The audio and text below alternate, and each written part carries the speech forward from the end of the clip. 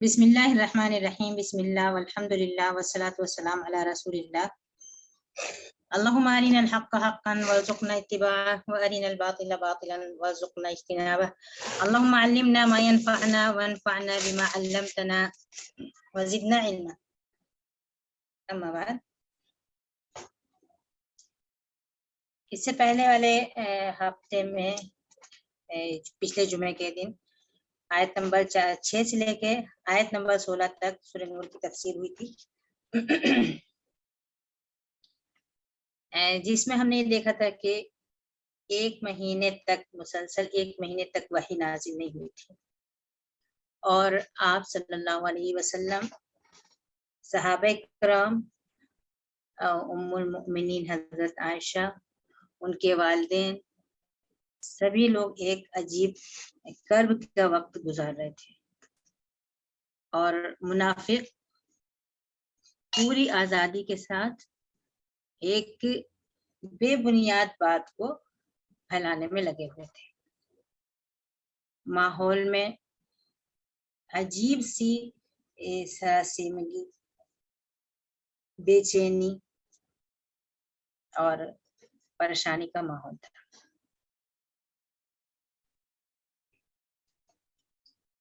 ایک مہینے تک وحی نازل نہیں ہوئی تھی. ایک طرف تو اللہ تعالیٰ کی طرف سے امتحان تھا،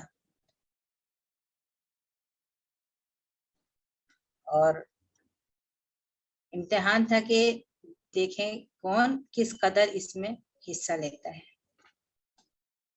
دوسری طرف یہ حکمت واضح کرنا تھی کہ کسی کی ویڈیو کھلی ہوئی، اس کو بند کر دیجیے.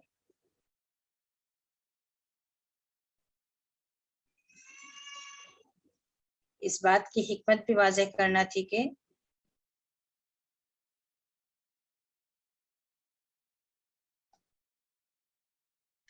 قذف کی یعنی تہمت لگانے کی سزا اتنی بڑی کیوں ہے، یہ بھی واضح کرنا تھا، تاکہ لوگوں کو اندازہ ہو جائے کہ واقعی ایک تہمت کس قدر فساد مچا سکتی ہے، کس قدر ماحول خراب کر سکتی ہے. اور واقعی یہ ضروری تھا کہ تہمت کی سزا اتنی بڑی رکھی جائے، جو پچھلی آیتوں میں، پہلے دن کی آیتوں میں جو گزر چکی ہے. ساتھ ساتھ لوگوں کو اس بات کا بھی یقین ہو کہ غیب کا علم صرف اللہ تعالیٰ کو ہے. آپ صلی اللہ علیہ وسلم کو اگر غیب کا علم ہوتا تو وہ یہ پورا ماہ اس کرب میں نہ گزارتے. اس کے بعد پھر یہ بھی دیکھا تھا کہ حضرت عائشہ رضی اللہ عنہ کہتی تھی کہ مجھے اپنی براءت کا یقین تھا، اور مجھے یقین تھا کہ اللہ تعالیٰ میری براءت، میری معصومیت نازل کر دیں گے، لیکن یہ پتہ نہیں تھا کہ قرآن پاک نازل ہو جائے گا، آیتیں نازل ہو جائیں گی جو قیامت تک پڑھی جائیں گی. لیکن وہ بھی ضروری تھا، کیونکہ یہ مسئلہ صرف حضرت عائشہ کا مسئلہ نہیں تھا، یہ مسئلہ نبی کریم صلی اللہ علیہ وسلم کے گھر، ان کی عزت سے تعلق رکھتا تھا. ایک رسول کا، ایک نبی کا مسئلہ تھا، اور آپ صلی اللہ علیہ وسلم کی جس مقصد سے آپ آئے تھے، اور آپ کا جو مقام و مرتبہ تھا، اور جو آپ کا منصب تھا، اور جو آپ کی ذمہ داری تھی، اور جو آپ کا فریضہ تھا، اس کے لیے یہ چیز بہت خطرناک تھی.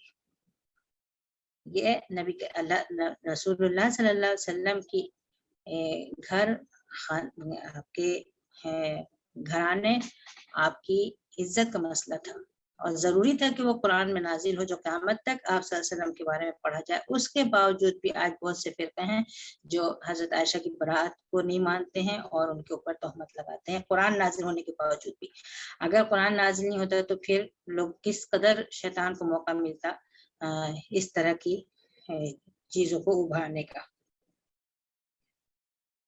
اور اس میں یہ بھی دیکھا تھا ہم نے پچھلی آیتوں میں کہ بغیر کسی تحقیق کے زبان چلا دینا یہ کتنا سنگین جرم ہے، جس کو کہا گیا کہ وَتَحْسَبُونَهُ هَيِّنًا، تم لوگ معمولی سمجھ رہے تھے کہ نبی رسول کی عزت، صدیق اکبر کی عزت، ایک شہید بدر، شریک بدر صحابی کی عزت، ان ساری چیزوں پر انگلی اٹھانا اور زبان کھولنا معمولی سمجھا تھا تم نے. ہر مومن کی عزت اور آبرو اسی طرح محترم ہوتی ہے، اور اسی طرح اس پر ہاتھ ڈالنا منع ہے جس طرح اس کا جان اور مال محترم ہوتا ہے، بالکل اسی طرح اس کی عزت اور آبرو محترم ہوتی ہے۔ جس طرح ہم کسی کا سامان نہیں چرا سکتے، جس طرح ہم کسی کی جان نہیں لے سکتے، بالکل اسی طرح سے ہم کو کسی کی عزت اور آبرو میں ہاتھ نہیں ڈالنا ہے۔ یہاں تک کہ آیات کا پچھلے جمعے میں تفسیر ہوئی تھی۔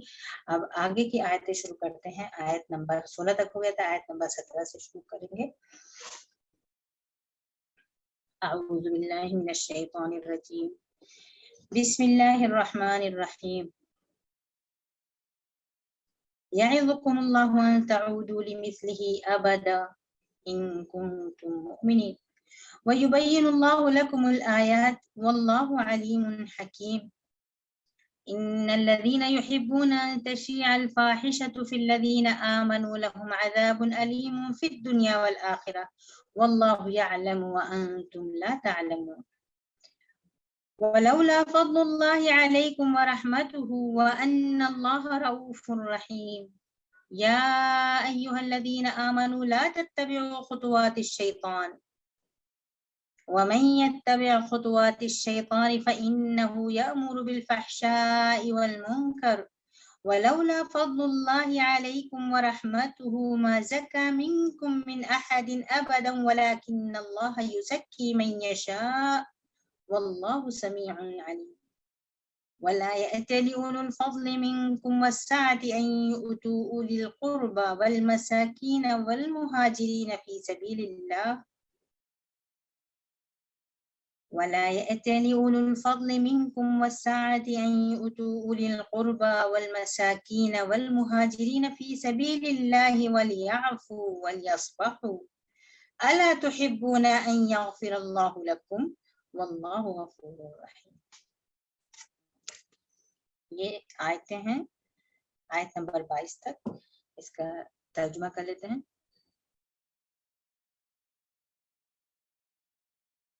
یعظکم اللہ ان تعودوا لمثلہ ابدا، اللہ تعالیٰ تم کو نصیحت کرتا ہے کہ آئندہ ایسی حرکت مت کرنا، آئندہ اس طرح کی حرکت نہ ہو تم سے کبھی، اور یہ نصیحت تم کو تمہارے ایمان کے حوالے سے کی جا رہی ہے۔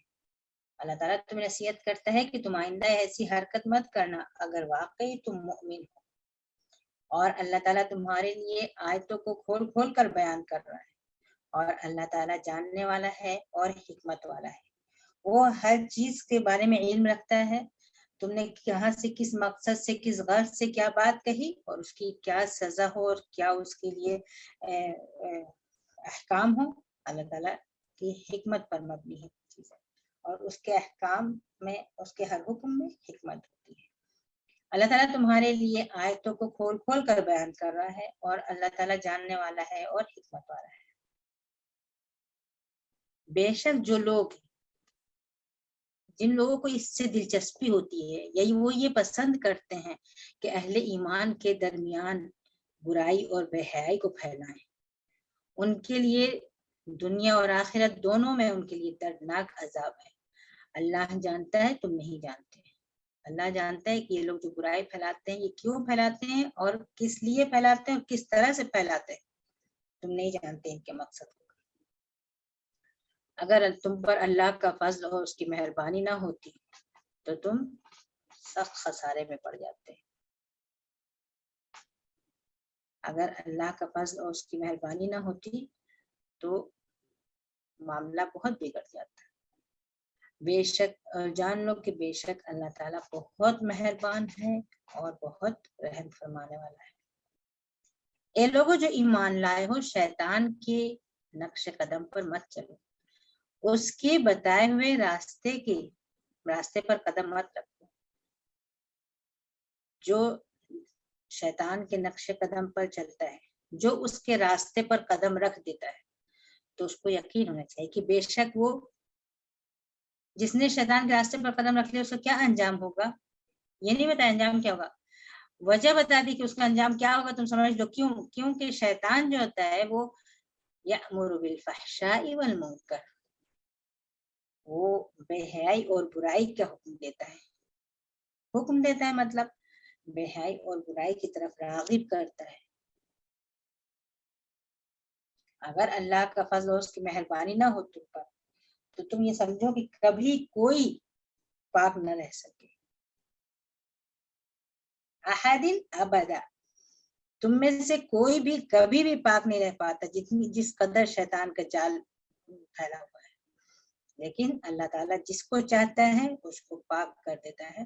کیوں؟ اس لیے کہ اللہ تعالیٰ جانتا ہے کہ کون ہدایت چاہتا ہے، کون پاک ہونا چاہتا ہے، کون صحیح راستہ اختیار کرنا چاہتا ہے. اللہ تعالیٰ سننے والا اور جاننے والا، واللہ سمیع علیم، وہ سب کی سن رہا ہے، سب کے دل کا حال جانتا ہے. اس کو پتا ہے کون سیدھا راستہ چاہتا ہے، کون برائی سے بچنا چاہتا ہے. اللہ تعالیٰ اس کو ہدایت دیتا ہے، اس کو پاک کر دیتا ہے. اور تم میں سے جو لوگ کشادگی رکھتے ہیں اور فضیلت کے حامل ہیں، ان کو یہ چاہیے کہ وہ ہرگز قسم نہ کھائیں کہ ہم اب نہیں خرچ کریں گے رشتہ داروں پر، مسکینوں پر، اللہ کی راہ میں ہجرت کرنے والوں پر اب ہم نہیں خرچ کریں گے. اس طرح کی قسم نہ کھائیں. وہ عفو درگزر سے کام لیں، معاف کر دیں، نظر انداز کر دیں. کیا تم یہ نہیں چاہتے کہ اللہ تعالیٰ تمہاری مغفرت فرما دے، وہ تم سے درگزر کا معاملہ کرے، وہ تم سے عفو اور غفران کا معاملہ کرے؟ اگر تم یہ چاہتے ہو تو تم لوگوں کو معاف کر دو. بے شک اللہ تعالیٰ بہت مہربان ہے، بہت درگزر کرنے والا ہے. تو تم بھی اپنے اندر یہ صفت پیدا کرو تو اللہ تعالیٰ تمہاری مغفرت فرمائے. یہ تھا ان آیات کا ترجمہ. آیت نمبر 17 سے دیکھیے کہ اللہ تعالیٰ تم کو اس بات کی نصیحت کر رہے ہیں کہ دوبارہ تم اس حرکت کی طرف مت جانا. یعنی جو کام تم لوگوں سے سرزد ہوا، جو غلطی تم لوگوں سے سرزد ہوئی ہے، تمہارے ایمان کے خلاف ہے یہ چیز. اگر واقعی تم مومن ہو تو تم کو اس میں نہیں پڑنا چاہیے. اہل ایمان جو جن سے غلطی ہو گئی تھی اور جن کے قدم میں لغزش آ گئی تھی اور جو سماج کی میں پھیلی ہوئی برائی میں پھسل گئے تھے، انہوں نے اس میں حصہ لیا تھا، ان کو ان کے ایمان کا حوالہ دے کر تنبیہ کی جا رہی ہے کہ ایک دفعہ تم نے یہ کام کیا، بغیر تحقیق کے منہ کھول دیا اور تم نے نہیں سمجھا کہ کتنا سنگین ہے یہ معاملہ، ہم کس کے بارے میں بات کر رہے ہیں اور کس طرح کی بات کر رہے ہیں. تم نے اس معاملے کی سنگینی کو نہیں سمجھا. اللہ تعالیٰ نے آج اللہ تعالیٰ نے تم پر مہربانی کی، لیکن اللہ تعالیٰ تم کو نصیحت کرتے ہیں، یہ ہدایت دیتا ہے کہ آئندہ تم اس طرف مت پلٹنا. اگر تم پلٹے تو یہ تمہارے ایمان کی کمزوری ہوگی. اگر تم نے بغیر تحقیق کے کوئی بات کی، اگر تم نے کسی کے اوپر تہمت لگائی، کسی کے اوپر الزام لگایا، بغیر تحقیق کے کوئی بات سنی اور دوسروں تک پہنچائی اور پھیلائی، اگر تم نے یہ رویہ اختیار کیا تو یہ تمہارے ایمان کی کمزوری ہوگی. اگر تم مومن ہو تو تم کو اس بات کا خیال رکھنا ہوگا. اللہ تعالیٰ آیتوں کو تمہارے سامنے کھول کھول کر بیان کر رہا ہے. دیکھیے شروع سے جہاں شروع سے جب زنا کی سزا بتائی گئی، جب قذف کی سزا، تہمت کی سزا بتائی گئی، جب لعان کی سزا بتائی گئی، اس کے بعد پھر ان چیزوں کی حکمت بتائی گئی، سزا کیوں رکھی گئی ہے، پھر ایک جیتا جاگتا اس معاشرے کا واقعہ بتا دیا گیا، اس وقت کا ہونے والا واقعہ، اور یہ بھی بتا دیا گیا کہ کس طرح کیا کیا ماحول پیدا ہوا تھا. اس آیت میں کچھ نہیں لکھا ہوا ہے کیونکہ وہ اس قدر مشہور اور اس قدر معروف ہو چکی تھی پوری بات کہ یہاں صرف اشارہ ہے کہ جن لوگوں نے یہ تہمت کی وہ لوگ ایسے ایسے، اور تم لوگوں کا رویہ ایسا ایسا تھا اور تم لوگوں کو ایسے ایسے کرنا چاہیے تھا. لیکن ایک مہینہ جو حالات، جن حالات سے اہل مدینہ گزرے تھے، اس کا بالکل تذکرہ نہیں آیت میں. تو وہ یہ ساری چیزیں اللہ تعالیٰ نے تمہارے سامنے کھول کھول کر بیان کر دی ہیں، اور اللہ تعالیٰ خوب جانتا ہے اور اللہ تعالیٰ حکمت پر. واللہ علیم الحکیم. اس علیم اور حکیم پر غور کریے کہ جس کے منہ سے کوئی بات نکلی تھی اور اس کے پیچھے کیا مقصد تھا، لوگوں کی کیا نیت تھی، لوگوں کی کیا غرض تھی، وہ ساری چیزیں اللہ تعالیٰ جانتا ہے. اور پھر اس کا کیا علاج ہونا چاہیے، اس معاملے کو تدبیر کیسے کی جائے، اور کون سی سزا وہاں کہاں مناسب ہوگی، اور کون سی حد کب جاری کی جائے گی، اور حد کتنی رکھی جائے گی، کتنے کوڑے یا کیا سزا. اللہ تعالیٰ ان سب چیزوں میں اللہ تعالیٰ کی حکمت ہے، اور وہ اپنے فیصلوں میں اور اپنی شریعت میں بہت حکیم ہے. اس کے بعد پھر اب اشارہ ہو رہا ہے ان لوگ طرف کی جنہوں نے یہ بات کی. کیوں کی انہوں نے یہ بات پورے مدینے میں پھیلائی اور بہت چالاکی کے ساتھ منصوبہ بند طریقے سے، اس طرح سے کہ جو معصوم یا ناسمجھ یا بھولے بھالے مومن تھے وہ جب اس میں پڑے تو وہ کھل کے پڑ گئے اس میں، اور ان کے خلاف لوگوں نے گواہی بھی دی کہ ہاں انہوں نے یہ بات کہی تھی، اور ان کے اوپر حد بھی جاری کی گئی، لیکن جو اصل اس میں سردار تھا اور جس نے اس کا آغاز کیا تھا اس کو پھیلایا تھا، اس نے اس چالاکی کے ساتھ یہ سارا کام کیا تھا کہ اس کے خلاف کوئی گواہی نہیں دے سکتا اور اس کے اوپر سزا جاری نہیں کی گئی، اگرچہ آخرت کا عذاب اس کا منتظر ہے، لیکن دنیا میں یہ نہیں ہوا۔ کیوں؟ اس لیے اس نے جو کام کیا تھا اس نے غفلت میں نہیں کیا تھا، غلطی سے نہیں کیا تھا، بلکہ اس کو پورا منصوبہ تھا اس برائی کو پھیلانے کا، اور اس کے پیچھے کیا تھا؟ جب کوئی بری بات منہ سے سنی جاتی ہے، منہ سے کہی جاتی ہے اور اس کو سنا جاتا ہے، تو گویا جب وہ یہ بات کہہ رہا تھا تو یہ اس بات کہہ رہا تھا کہ ایسا بھی ہو سکتا ہے، اس کا بھی امکان ہے کہ یہ برائی ہوئی ہو۔ تو جب دلوں تک یہ بات زبان سے نکلی اور جب یہ دلوں میں آئی تو گویا ایک طرح سے یہ فضا بن رہی تھی کہ ایسا بھی ممکن ہے، اور اس کی قباحت، جب کوئی برائی اس طرح سے عام ہو جائے تو اس کی قباحت، اس کی سنگینی دل میں کم ہو جاتی ہے، اور اس کے بعد پھر عمل میں وہ چیز آسان ہو جاتی ہے۔ تو وہ جو کام یہ کر رہا تھا وہ اس لیے کر رہا تھا کہ اہل ایمان کے درمیان، مومنوں کے درمیان برائی اور بدکاری کو رواج دیا جائے، ان کے ہاں اس کی سنگینی اور اس کی بشاعت کو معمولی کر دیا جائے، اس کی اہمیت کم کر دی جائے، اور پھر لوگ دھیرے دھیرے برائی کے عادی ہو جائے۔ اور یہ کام ہر زمانے میں برائی پھیلانے کے لیے یہ خطوات استعمال کیے گئے ہیں، مرحلہ مرحلہ۔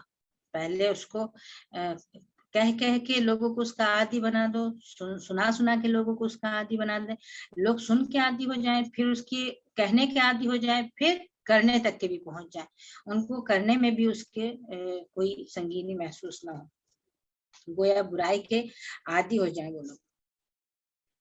ایک یہاں جو آیت، جو الفاظ استعمال ہوئے ہیں کہ وہ یہ چاہتے ہیں کہ اہل ایمان کے درمیان برائی کو پھیلائیں، تو ایسے لوگوں کے لیے دنیا اور آخرت دونوں میں عذاب ہے، اللہ تعالیٰ جانتے تم نہیں جانتے۔ ایسے لوگ جو اس طرح کی بری ارادے رکھتے ہیں اور معاشرے میں برائی پھیلانا چاہتے ہیں، وہ خود بھی سکون سے نہیں رہ سکتے، دنیا میں بھی ان کو برائی خیر حاصل نہیں ہوگی، اور آخرت میں تو ان کے لیے عذاب ہے ہی ہے۔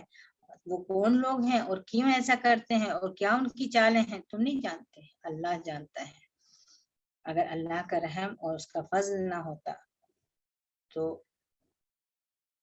تم بہت سخت حالات سے گزرتے اور تم اس مسئلے کو لے کر تباہی کی طرف چلے جاتے اور یہ بہت سنگین جرم کا ارتکاب کرتے، لیکن یہ سمجھ لو کہ اللہ تعالیٰ نے تم کو بچا لیا۔ اللہ تعالیٰ بہت مہربان ہے اور اللہ تعالیٰ بہت رحم فرمانے والا ہے۔ یہاں تو پہلے تو ان لوگوں کو کے اوپر ملامت کی گئی ہے جو برائی پھیلانے کی کوشش کرتے ہیں، اب ڈائریکٹ مباشرتاً خود اہل ایمان کو مخاطب کیا جا رہا ہے اور ان سے تنبیہ کی جا رہی ہے کہ ٹھیک ہے برائی پھیلانے والے برائی پھیلائیں، لیکن تم اس برائی کو معمولی مت سمجھو، تم مت اس میں پڑ جانا، اور تم ان کے ایک ایک حرکت کو سمجھو، پہلے مرحلہ، دوسرا مرحلہ، تیسرا مرحلہ، کس طرح چھوٹی برائی اس سے بڑی بنتی، اس سے بڑی بنتی، اس سے بڑی بنتی۔ اگر تم نے چھوٹی برائی میں قدم رکھ دیا تو پھر آگے بڑھتے جاؤ گے، اس کے نقش قدم پہ بڑھتے ہو، پہلا قدم، دوسرا قدم، تیسرا قدم، اور پھر برائی میں بہت آگے نکل جاؤ گے۔ تو اے لوگوں جو ایمان لائے ہو، شیطان کے نقش قدم پر مت چلو۔ یہاں لفظ جو ہے خطوات کا ہے اور ہر ترجمہ اس کا نقش قدم سے بھی ہوتا ہے، لیکن اصل میں اس لفظ میں جو چیز ہے وہ صرف نقش قدم سے واضح نہیں ہوگی، کیونکہ یہاں نقش قدم کا مطلب نہیں ہے کہ ایک سا راستہ ہے اور ایک سے نشانات ہیں اور اسی پہ گزرتے چلے گئے۔ یہاں مسئلہ یہ ہے کہ بہت چھوٹی سی ہوتی ہے اور پھر وہ بتدریج مرحلہ مرحلہ آگے بڑھتی جاتی ہے، اور اگر پہلے مرحلے میں پیر رکھا، پھر دوسرے میں رکھا، پھر تیسرے میں رکھا، برائی کو سنا، پھر اس کو اپنے منہ سے بھی کہا، پھر اس کو دل میں اس کی برائی کم ہوگی، سنگینی کم ہو گئی، اس کو ہوتے دیکھا تو بھی برا نہیں لگا، یہ مرحلہ مرحلہ برائی پھیلانے کا کام یہ اسی طریقے سے ہر زمانے میں برائی پھیلی ہے. آپ اندازہ کریے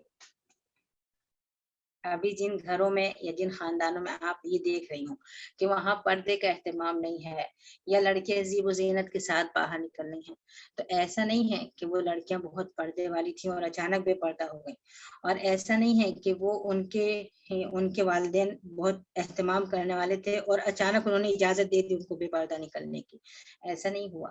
یہ سالوں پر محیط منصوبہ ہوتا ہے اور بہت دھیرے دھیرے دھیرے دھیرے بتدریج اس تک کے پہنچ جاتے ہیں.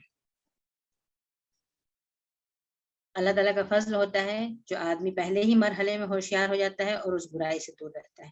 جیسے اوریانیت پھیلانے کا مسئلہ ہے، تو ایسا نہیں ہوا کہ کوئی بڑی بچی بالغ بچی جس نے بچپن سے لے کے بڑے ہونے تک کے ساتھی لباس پہنا ہوگا اور وہ آج اچانک انکار کر دے کہ میں نہیں برقع نہیں اوڑھوں گی، میں پردہ نہیں کروں گی، میں ساتھی لباس نہیں پہنوں گی. ایسا نہیں ہوتا ہے.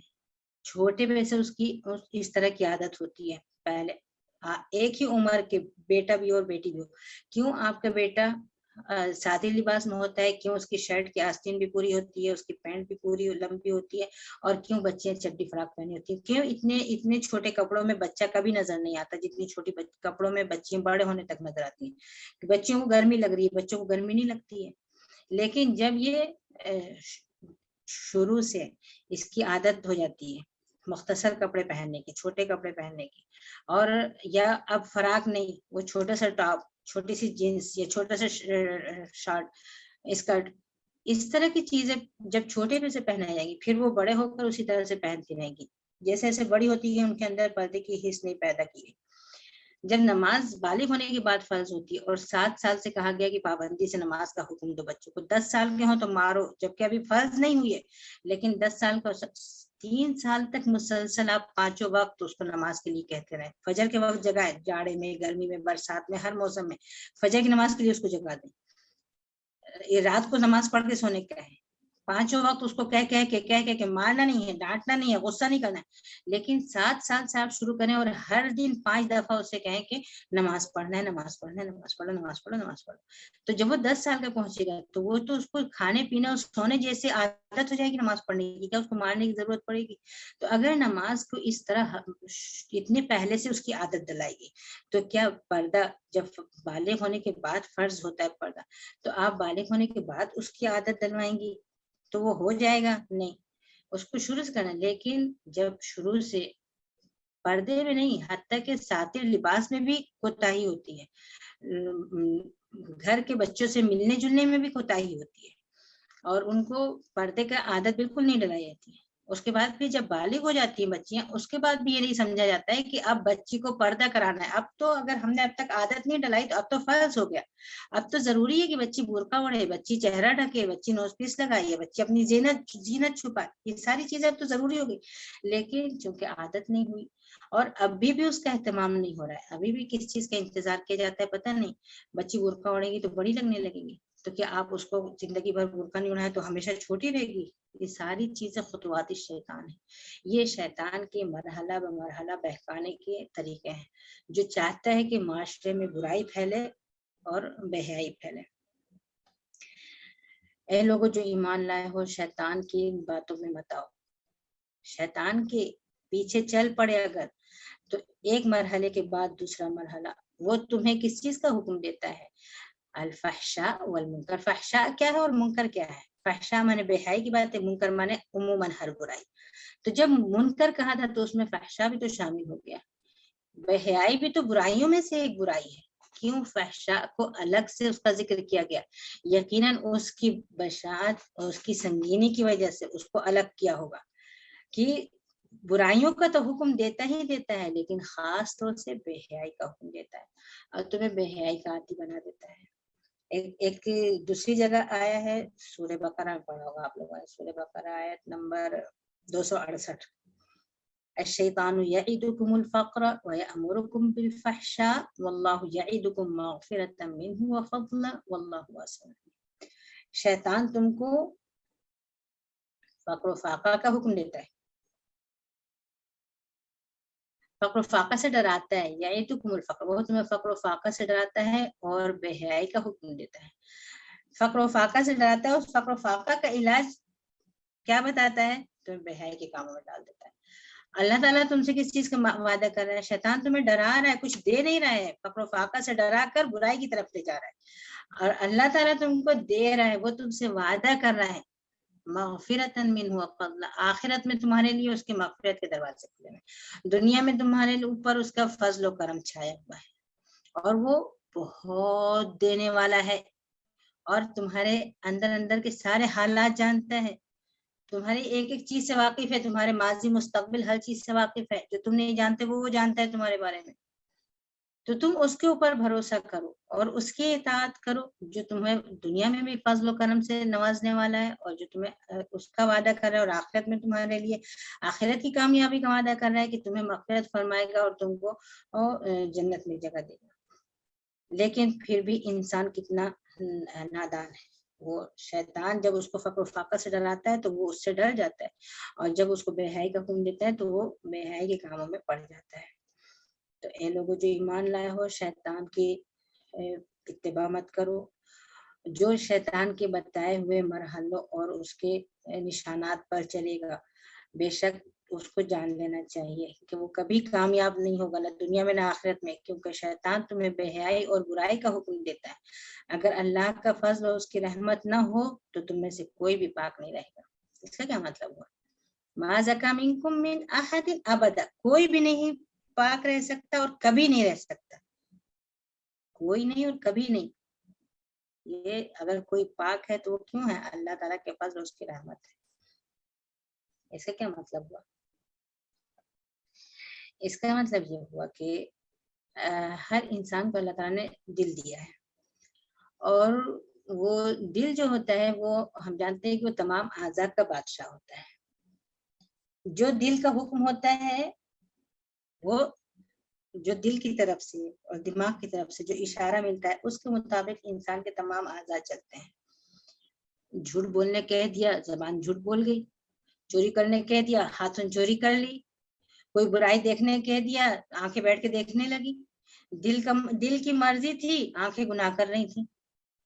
तो दिल जो होता है वो तमाम आज़ा का बादशाह होता है। ये तो हदीस से साबित है कि जिसमें एक टुकड़ा है, अगर वो सही है तो सब सही है, अगर वो बिगड़ गया तो सब बिगड़ गया। वो क्या है? वो दिल है तुम्हारा। तो दिल तमाम आज़ा पे बादशाहत करता है, लेकिन सोचने की बात ये है कि दिल पर बादशाहत किसकी है? क्या आप अपने दिल पर हुकूमत कर रही हैं? क्या आप अपने दिल की क़यादत कर रही हैं? क्या आपका दिल आपके ताबे है? क़द अफ़लह मन ज़क्काहा, बड़ी-बड़ी 10 निशानियों पर कसम खाकर, 10 मखलूक़ात पर कसम खाकर अल्लाह ताला ने इस बात को साबित किया। कसम 10 कसमों के बाद फिर ये बात कही है कि क़द अफ़लह मन ज़क्काहा, कामयाब हो गया वो शख्स जिसने इस दिल को, इस नफ्स को पाक कर लिया। वही लफ्ज यहाँ पे आया, देखिए, मा ज़का मिनकुम मिन अहदिन, ज़क्काहा वाला लफ्ज है, मा ज़का मिनकुम मिन अहदिन अबदा वलाकिन्नल्लाह युज़क्की मन यशा। जिसने अपने दिल को पाक किया, अपने दिल को संभाल कर रखा, अपने दिल को पाक करने की कोशिश की, तो फिर अल्लाह ताला उसको पाक करेंगे। वलाकिन्नल्लाह युज़क्की मन यशा, अल्लाह ताला जिसको चाहेगा पाक करेगा। अल्लाह ताला खूब जानता है, आगे आए ना, वल्लाहु समीउन अलीम, अल्लाह ताला सुन रहा है, जान रहा है, वो देख रहा है कि कौन है जो अपने दिल को पाक करना चाहता है, कौन है जो अपने दिल का तज़किया करना चाह रहा है, कौन है जिसने अपने दिल पर मुकम्मल कंट्रोल किया हुआ है, जो अपने दिल की क़यादत कर रहा है। जिसका दिल उसकी क़यादत नहीं कर रहा है, जिसका दिल उसका ताबे है, वो दिल का ताबे नहीं है। अल्लाह ताला खूब जानता है उनको, सबकी सुनने वाला है और सबको जानने वाला है। अगर आपका दिल आपकी क़यादत कर रहा है तो फिर आप समझ लीजिए वो आपको कहाँ ले जाएगा। वो आंखों से बुरा देखने कहेगा, आप देखेंगी। वो कानों से बुरा सुनने कहेगा, आप सुनेंगी। वो दिल से बुरा सोचने कहेगा, आप सोचेंगी। वो हाथों से बुरे काम कराएगा, आप करेंगी। क्यों? इसलिए कि आपने दिल को अपनी क़यादत दे दी है और वो आपको जिधर चाह रहा है ले जा रहा है। और ये दिल क्या है? ये दिल ये है जो इंसान को बहकाता है اور اس کو گمراہ کرتا ہے، اور جو بہت آرام طلب ہے اور جو اپنی ہر خواہش اس دنیا میں پوری کرنا چاہتا ہے، یہ ہے وہ دل۔ اور اگر آپ اس کے قائد ہو گئی، آپ نے اس کو اپنے کنٹرول میں رکھا ہے، اگر وہ آپ کا تابع ہے، تو پھر آپ ان سب چیزوں سے محفوظ رہیں گے۔ پھر قرآن آپ کے قیادت کر رہا ہے اور آپ اس دل کی قیادت کر رہی ہیں، پھر دل اعضاء کی قیادت کر رہا ہے، دل اس کے تابع ہے، تو اس کا مطلب یہ ہوا پھر کہ وہ اللہ تعالیٰ اس شخص کو نیک بنا دیں گے۔ اگر اللہ تعالیٰ توفیق نہ دے تو تم میں سے کوئی اپنے دل کی قیادت نہ کر سکے، اور جب اللہ تعالیٰ تمہیں توفیق دیتا ہے تو پھر اللہ تعالیٰ نے تم کو اختیار دیا ہوا ہے اپنے دل پہ، تم یہ کر کے دکھاؤ کہ میں دل کی تابع نہیں ہوں، یہ دل میرے تابع ہے، میں قرآن پاک کے اور اللہ تعالیٰ کی ہدایتوں کی تابع ہوں۔ اور اگر ایسا ہو گیا تو پھر تمہیں سیدھا راستہ مل جائے گا، پھر تم اپنے نفس کے تزکیہ کر سکتی ہو، پھر تم اس کی حفاظت اور اس کی قیادت اور اس کی نگرانی کر سکتی ہو۔ ولیکن اللہ یزکی من یشاء، اللہ تعالیٰ جس کو چاہے اس کا تزکیہ کرے، اور وہ کس بنیاد پہ اللہ تعالیٰ کرتا ہے؟ ایسا نہیں کہ اللہ تعالیٰ جس کو چاہے، اللہ تعالیٰ سننے والا اور جاننے والا ہے۔ جب وہ آپ کے اندر سے کوشش، طلب اور سعی اور جدوجہد دیکھتا ہے تو وہ آپ کی مدد کرتا ہے۔ اور یہ برائی جو پھیلی ہے بے حیائی اور فحاشی والی، اس کو الگ سے اس کا ذکر کیا گیا کیونکہ ہم یہاں ایک مثال دیکھ چکے ہیں اس ایک مہینہ وحی نازل ہونے کی وجہ سے، اور اس ایک مہینے کی اس تہمت کی وجہ سے، جو اصل میں حقیقت میں ہوا بھی نہیں تھا کچھ، صرف تہمت کی وجہ سے ہم دیکھا کہ ماحول کتنا خراب ہو گیا تھا، کہ آپ صلی اللہ علیہ وسلم ممبر پہ کھڑے ہو کے کچھ کہنا چاہ رہے ہیں اور لوگ آپس میں اختلاف کر رہے ہیں، اختلاف اتنا بڑھ گیا کہ آپ ممبر سے اتر کے ان کو خاموش کرانے ہیں اور بات وہیں کی وہیں کر جاتی ہے۔ یہ جو لوگ سمع و طاعت کے لیے تیار رہتے تھے، ان کے اندر کس قدر یہ چیز کس طرح سے آ گئی تھی۔ تو یہ برائی، بے حیائی والی برائی یا تہمت لگانا، اس طرح کی باتیں معاشرے میں کرنا، اس کی سنگینی، جس طرح سے اس سے ماحول خراب ہوتا ہے، گھروں میں بے اطمینانی ہوتی ہے، خاندانوں کا انتشار ہوتا ہے، انہی سب چیزوں کی وجہ سے اس برائی کو خاص طور سے الگ سے اس کا ذکر کیا گیا ہے۔ اور ہم کو اپنے دل کو اپنے کنٹرول میں رکھنا ہے، اور تاکہ دل اعضاء کو کنٹرول میں رکھے اور اعضاء اس طرح کی برائیوں اور بے حیائی میں نہ پڑ سکے۔ اور اگر کوئی نیک ہو جاتا ہے تو اس کو غرور نہیں کرنا ہے کہ میں اتنا نیک ہوں اور دل میرے اختیار میں ہے اور میرا نفس میرے قابو میں ہے اور میں کسی برائی کی طرف نہیں بھٹک سکتا، اور میں نہیں۔ نبی کریم صلی اللہ علیہ وسلم نے ہم کو دعا سکھائی ہے، کوشش کرتے رہنا ہے ہر وقت، اور ہر وقت دعا کرتے رہنا ہے، اور اس دل کے غلبے سے کبھی اپنے آپ کو محفوظ نہیں سمجھنا ہے کہ کب تک ہم اس کی قیادت کر رہے ہیں اور کب یہ ہماری قیادت کرنے لگے اور ہم کو ہمارے پر غالب آ جائے۔ دعا مانگنا ہے، اللہم آتی نفسی تقواہا وزکیہا انت خیر من زکاہا، اے اللہ میرے دل میں تقوی ڈال دے، میرے دل میں تقوی ڈال دے، اور تو اس کو نیک بنا دے، پاک کر دے، تو ہی اس کو پاک کر سکتا ہے، اس کو کوئی نہیں پاک کر سکتا ہے۔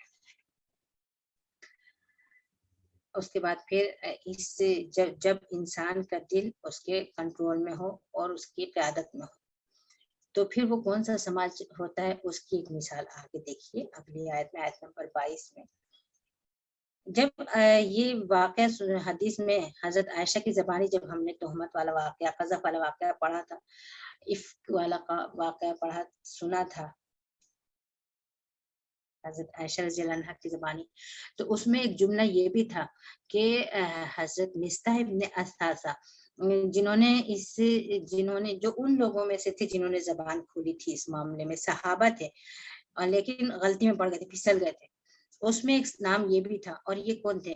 حضرت ابوبکر صدیق رضی اللہ عنہ کے رشتے کے خالہ زاد بھائی ہوتے تھے، اور مہاجر تھے اور مسکین بھی تھے، اور حضرت ابوبکر صدیق ان کا خرچ اٹھا رہے تھے، ان کا کفالت کر رہے تھے۔ تو اور جب یہ انہوں نے سنا کہ انہوں نے جو میرے رشتہ دار بھی ہیں اور میرے زیر کفالت بھی ہیں، انہوں نے بھی میری بیٹی کے بارے میں منہ کھول دیا، زبان کھول دی، تو انہوں نے غصے سے کہا کہ میں اب ان کو ایک پیسہ نہیں دوں گا۔ تو اب جب اصلاح ہو رہی ہے معاشرے کی تو ہر طرح کی اصلاح ہو رہی ہے. ایک تو یہ کہ برائیوں سے کس طرح سے بچا جائے، سماج کو کس طرح پاک رکھا جائے. دوسرا یہ کہ اپنی انانیت کو کس طرح ختم کیا جائے اور کس طرح ماحول میں عفو درگزر کا اور محبت کا، بھائی چارے کا ماحول قائم رہے. اس کے لیے اللہ تعالیٰ نے یہ کلام نازل کیا کہ جو تم میں سے فضل والے ہیں، جو وسعت رکھتے ہیں، جو کسی بھی طرح سے کسی پر برتری رکھتے ہیں، مال کے اعتبار سے، علم کے اعتبار سے، صلاحیت کے اعتبار سے برتری رکھتے ہیں، اور اللہ تعالیٰ نے ان کو کشادگی عطا کی ہوئی ہے، اپنے فضل سے نوازا ہوا ہے، تو وہ اس بات کی قسم نہیں کھائیں کہ اب ہم نہیں دیں گے رشتہ داروں کو، مسکینوں کو، اللہ کے راہ میں ہجرت کرنے والوں کو. تو یہ جو 3 صفات ہیں، تینوں صفات حضرت مصطفیٰ کے اندر موجود تھی. وہ رشتہ دار بھی تھے، مسکین بھی تھے اور مہاجر بھی تھے. تو نہ قسم کھائیں ان لوگوں سے، اپنا فضل روکنے کی قسم نہ کھائیں، بلکہ کیا کریں، صحیح طریقہ کیا ہے اس کی طرف رہنمائی کی گئی ہے. انہیں چاہیے کہ حکم نہیں ہے کہ تم معاف کر دو، تم درگزر کرو، نہیں تو تم کو سزا ہوگی. نہیں، ترغیب دلائی جا رہی، شوق دلایا جا رہا ہے. وَلْيَعْفُوا وَلْيَصْفَحُوا، انہیں یہ چاہیے کہ وہ عفو درگزر سے کام لیں. عفو اور صفح میں کیا فرق ہے؟ وَلْيَعْفُوا وَلْيَصْفَحُوا، عفو کا مطلب ہوتا ہے کہ مٹا دینا، اور صفح کا مطلب ہوتا ہے کہ منہ پھیر لینا. یعنی تم کوئی چیز غلط دیکھو اور اس کی طرف اس کو نظر انداز کر دو، وہ تم نے دیکھا ہی نہیں، منہ پھیر لو اس طرف سے. ایسے ہو جائے جیسے تم نے دیکھا ہی، تمہیں پتہ ہی نہیں چلا کہ یہ غلطی ہوئی تھی، اس طرح سے ہو جاؤ. اور وَلْيَعْفُوا کا مطلب کہ اس کو مٹا دو. یعنی ایسا نہیں کہ وہ دل میں یہ چیز ہے، اس کی خلش باقی ہے، اور ہم دینے تو لگے خرچہ، لیکن وقتاً فوقتاً یاد آ جاتا ہے اور اندر سے کھلملا کے رہ جاتے ہیں، یا کوئی جملہ ایسا کہہ دیتے ہیں جس سے اظہار ہو جاتا ہے، اپنے جذبات کا اظہار ہو جاتا ہے. نہیں، وہ کچھ بھی نہیں، سب کچھ نہیں ہونا چاہیے. جیسے آپ نے ریت پر کوئی تصویر بنائی، کوئی جملہ لکھا، اور اس کے بعد پھر ہاتھ پھیر دیا اس پہ، اس ریت پر، بعد میں آنے والوں کو وہاں کچھ بھی نہیں نظر آئے گا، آپ کو بھی کچھ نہیں نظر آ رہا ہے. یہ ہوتا ہے عفو کا مطلب، مٹا دینا، بالکل مٹا دینا. اور صفح کا مطلب آپ نے لکھ کر مٹایا نا، آپ سمجھیے کہ لکھا ہی نہیں گیا، دیکھا ہی نہیں آپ نے، نظر انداز کر دیجیے، آپ کو پتہ ہی نہیں کہ کیا ہوا ہے. یہ رویہ اختیار کرنے کی ترغیب دلائی گئی ہے.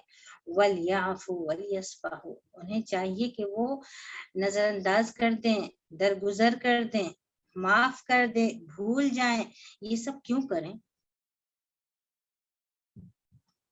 اس لیے کہ ان کے اندر آخرت کی فکر، آخرت کا شوق اور آخرت کی طلب، یہ ان کے اندر پیدا کرنا تھی. یہ زندگی ایک امتحان ہے، اور امتحان طرح طرح سے آئیں گے.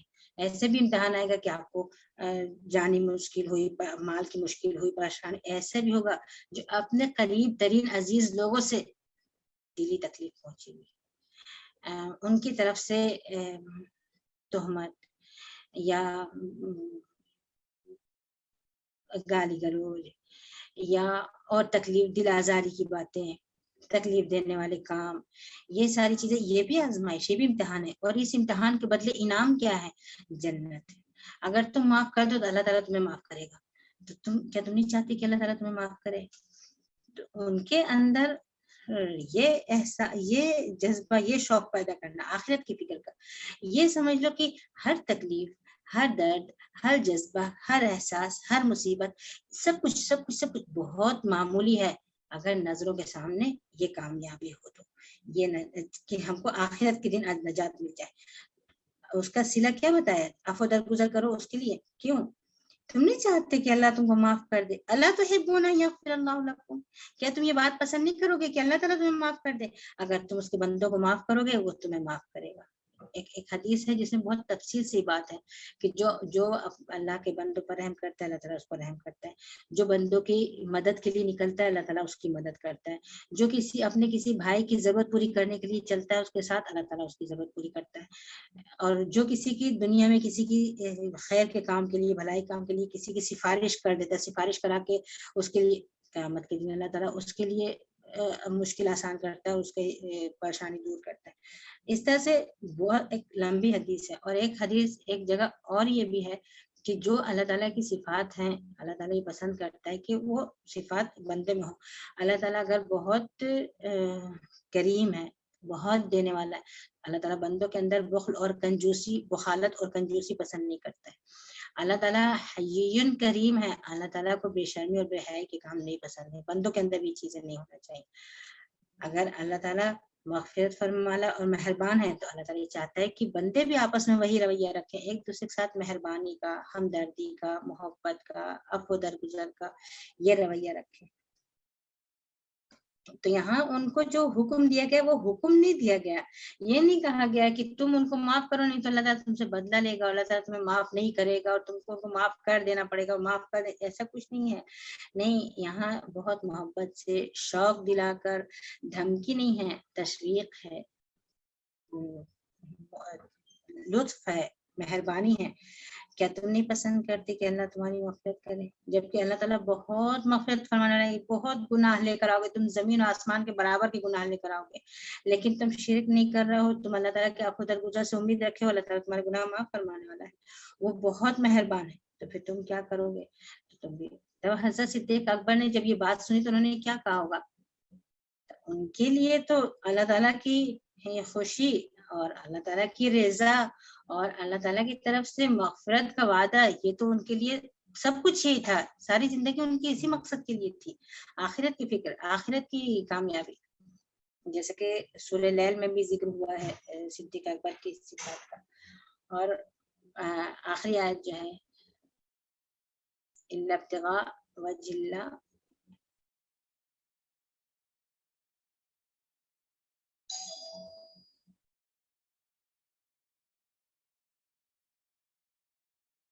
وَلَسَوْفَ يَرْضَىٰ، کہ ان کو کچھ نہیں چاہیے، صرف اللہ تعالیٰ کی رضا چاہیے اور اللہ تعالیٰ ضرور ان سے راضی ہو جائے گا.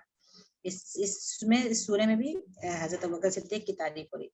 تو جب انہوں نے یہ بات سنی تو انہوں نے کیا کہا؟ انہوں نے کہا کہ نہیں، ایک سکہ بھی اگر میں ان کو دیتا تھا تو میں اس کو نہیں روکوں گا، جتنا دیتا تھا میں ان کو بالکل اتنا ہی دیتا رہوں گا. بعض روایتوں میں بھی آتا ہے کہ میں اور بڑھا کے دیا انہوں نے، اگر بڑھا کے نہیں بھی دیا تو بھی جو دیتے تھے اس میں کوئی کمی نہیں کی. یہ ان کے ایمان کی مضبوطی تھی. ابھی ہمارا ایمان کتنا کمزور ہو گیا. بہت ساری چیزیں ایسی ہوتی ہیں. وہ لوگ تھے جن کو ذرہ برابر بھی نیکی کا موقع ضائع نہیں ہونے دیتے تھے، اور ایک ذرہ نیکی کو بھی وہ معمولی نہیں سمجھتے تھے. اگر مل جائے تو ٹھیک ہے، اگر مل جائے تو اچھا ہے، اگر جمع ہو جائے ہمارے خزانے میں تو اچھا ہے. ایسا نہیں کہ اب آپ اگر کسی سے کہیں کہ دیکھو اس طرح سے جانے دو، نظر انداز کر دو، معاف کر دو، اللہ تعالیٰ تمہیں معاف کرے گا، ثواب ملے گا، تو کہیں گے نہیں، ثواب کمانے کے اور بہت سے ذریعے ہیں، میں کسی اور طریقے سے ثواب کما لوں گی، نہیں معاف کر سکتی میں اس کو، نہیں چھوڑ سکتی. یہ کس بات کی علامت ہے؟ یہ ایمان کی کمزوری ہے. آپ کیا سمجھ رہی ہیں کہ کتنی نیکی آپ کما لیں گی جو آپ کے لیے اب کافی ہو جائے گی، اس سے زیادہ آپ کو نہیں چاہیے. یہ کتنی کوتاہ سوچ ہے ہماری. نہیں، یہ ایسا نہیں ہونا ہے کہ ہم یہ موقع چلا جائے ہم دوسرے موقع پہ نیکی کما لیں گے، اور اس چیز کو نظر انداز کر دیں ہم دوسرے موقع پہ ہی کام کر لیں گے. نہیں، بلکہ جہاں جیسے بھی موقع ملے اپنی انا دبا کے، اپنی تکلیف کو برداشت کر کے، اپنا درد سہ کے، اپنی مصیبتوں کو نظر انداز کر کے، صرف یہ فکر کہ آخرت کی نجات، اللہ تعالیٰ کی رضا. تو یہ چیز ہے جو ہم کو آخرت میں کام آنے والی ہے، اور یہی چیز ہے جس کو ان لوگوں نے اپنا مقصد بنایا تھا. کسی کے اوپر احسان کر کے اس کا بدلہ بھی نہیں چاہا کبھی. لا نريد منکم جزاء ولا شکورا، نہ ہم کو بدلہ چاہیے نہ ہمیں شکریہ کے الفاظ چاہیے. ہم تمہارے لیے کر ہی نہیں رہے ہیں یہ کام کہ تمہارے شکریہ کا انتظار کریں یا تمہارے بدلے کا انتظار کریں. وما لأحد عنده من نعمة تجزى إلا ابتغاء وجه ربه الأعلى ولسوف يرضى. کسی کے اوپر کوئی احسان کرتے ہیں تو اس لیے نہیں کہ وہ اس کا بدلہ دیں، اس کے بدلے میں تو صرف اپنے بلند و برتر رب کی خوشنودی چاہیے ہوتی ہے. اور جب وہ بندہ سارے کام اپنے رب کی خوشی کے لیے کرے گا تو اللہ تعالیٰ ضرور اس سے خوش ہو جائے گا. اللہ تعالیٰ ہم کو اور آپ کو توفیق عطا فرمائے کہ ہم اس شریعت کو سمجھیں، اس کو مضبوطی سے تھام لیں اور اس پر سنجیدگی سے عمل پیرا ہو جائے، اور اپنے دل کو قیادت کا موقع نہ دیں. وہ ہمیں جدھر چاہے ادھر گھما نہ لے، جدھر چاہے ادھر نچا نہ دے، نہیں، ہم اس کے قائد ہوں، وہ ہمارے تابع ہو، اور ہم اللہ تعالیٰ کی شریعت کے مطابق اپنے دل کی قیادت کریں تاکہ تمام اعضاء اس کے مطابق چلیں اور ہم ایک کامیاب زندگی گزار سکیں جو آخرت کی کامیابی کی ضمانت دے۔ دنیا کی کامیابی تو ہم نہیں جانتے کہ کس چیز میں ہو سکتا ہے، کوئی بہت بدحال پریشان شخص اسی میں اس کے لیے دنیا کی کامیابی لکھی ہوئی، یہ کوئی معیار نہیں ہے۔ آخرت کی کامیابی اللہ تعالیٰ نصیب کرے۔ اللہ تعالیٰ ہم کو اور آپ کو توفیق دیں، ہم شیطان کی چالوں سے، اس کی قید سے، اور اس کی مکاری سے، اور اس کے نقش قدم سے ہم محفوظ رہیں، شروع سے لے کر آخر تک، چھوٹے سے لے کر بڑے تک، ابتدا سے لے کے انتہا تک، ہر چیز میں قرآن اور شریعت ہی ہمارے نظر میں ہو، اور اس کے مطابق ہم اپنے دل کی قیادت کرنے والے ہوں، اس کے مطابق ہمارے آزاد چلنے والے ہوں۔ اللہ تعالیٰ ہم لوگوں کو بے حیائی اور برائی کے کاموں سے محفوظ رکھے، اللہ تعالیٰ ہم کو زیادہ سے زیادہ نیکیوں کی توفیق عطا فرمائے، آخرت کی نجات اور اللہ تعالیٰ کی رضا یہ ہماری نظر میں ہو، یہی ہمارا مقصد ہو، یہی ہمارا ہدف ہو، اور یہی ہم کو حاصل ہو جائے۔ اقول قولی ھذا واستغفر اللہ لی ولکم ولجمیع المسلمین، اللهم اغفر لنا ولوالدینا ولمعلمین ولمن لهم حق علینا وللسامعین، اللهم صل علی محمد وعلى آل محمد كما صليت على إبراهيم وعلى آل إبراهيم إنك حميد مجيد، اللهم بارك على محمد وعلى آل محمد كما باركت على إبراهيم وعلى آل إبراهيم إنك حميد مجيد، سبحانك اللهم وبحمدك أشهد أن لا إله إلا أنت أستغفرك وأتوب إليك۔